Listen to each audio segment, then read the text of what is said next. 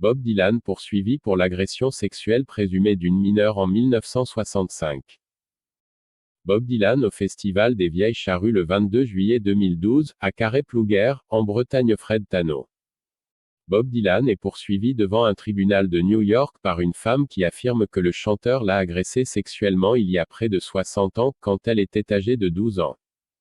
La plainte déposée vendredi affirme que Bob Dylan a agressé la plaignante, dont seules les initiales JC sont mentionnées, sur une période de 6 semaines entre avril et mai 1965.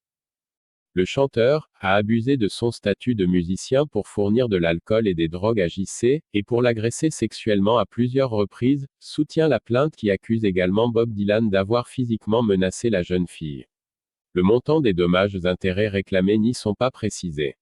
Certaines des agressions présumées auraient eu lieu dans l'appartement que Bob Dylan possède à New York, dans le célèbre Chelsea Hotel, selon la plainte. Dans un communiqué, son porte-parole a déclaré que « l'accusation vieille de 56 ans est fausse et sera vivement combattue ». La plaignante affirme que Dylan lui a causé « de graves dégâts psychologiques et un traumatisme émotionnel ».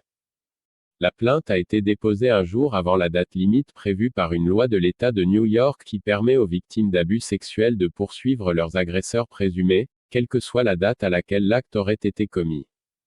La semaine dernière, une plaignante dans l'affaire impliquant le défunt financier Jeffrey Epstein a utilisé cette loi pour déposer plainte contre le prince Andrew, deuxième fils de la reine Elisabeth II, pour agression sexuelle présumée. Lauréat du prix Nobel de littérature en 2016 pour avoir créé de nouvelles expressions poétiques dans la grande tradition américaine de la chanson, Bob Dylan est considéré comme le plus grand chanteur-compositeur de tous les temps. Parmi ses plus célèbres chansons figurent « Blowin' in the Wind »,« The Time They Are Changin', ou encore « Like a Rolling Stone ». L'artiste de 80 ans est arrivé sur le devant de la scène folk à New York au début des années 1960 et a vendu plus de 125 millions d'albums à travers le monde.